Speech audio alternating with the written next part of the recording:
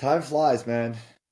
Time really does fly. It's crazy how fast it is that we get to where we are in our lives. But I'm happy. Reflecting a lot today. I think you've used that time just about as well as anybody in performing history. So there's a lot to feel Yeah, good about. yeah, yeah. But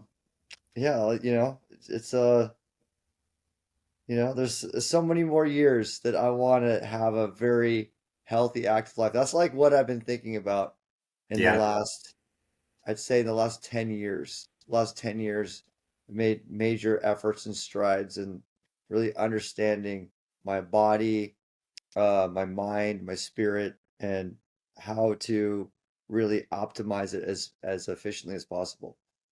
So you do perform so much all around the world. You're constantly traveling. How do you keep good energy and stay on top of things so that you can, put out your best effort during the Well, sets?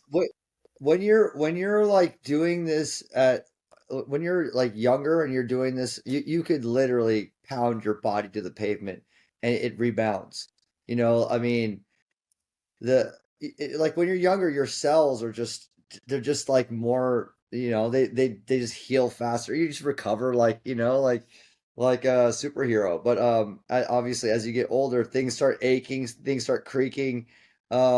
And I'm still playing and performing at the same level that I was when I was in my 20s and 30s, early 30s. So, um, like now it's just that wear and tear of repetition. You have to be mindful of that. It's just like, for example, I had surgery on my shoulder, um, because I was, I'm caking people, right? People don't realize it's very similar to like a pitcher's injury. I had the same kind of rotator cuff injury as Oh, what pitchers usually get. But pitchers usually don't get it. Professionals don't get it because they warm up, and I never warmed up. right, because I you're never doing started to it in warm the up. middle or end of sets.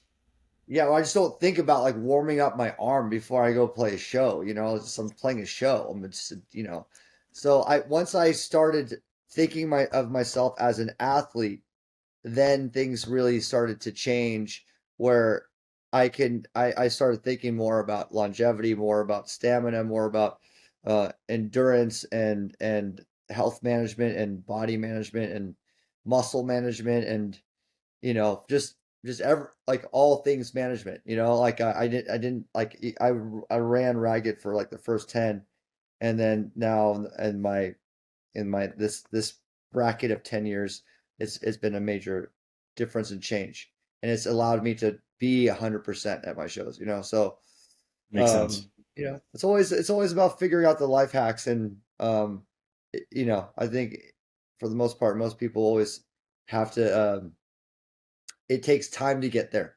You don't just like you just become an athlete and then you learn all the tricks. Like you have to go, oh, okay, that doesn't work. And after years and years of experience, I figured it out. You built those habits too. That's Yeah. sharp though. I think it's a probably sage advice that everyone should treat themselves like an athlete in terms of aiming for longevity. And you sound now like the LeBron James of DJing.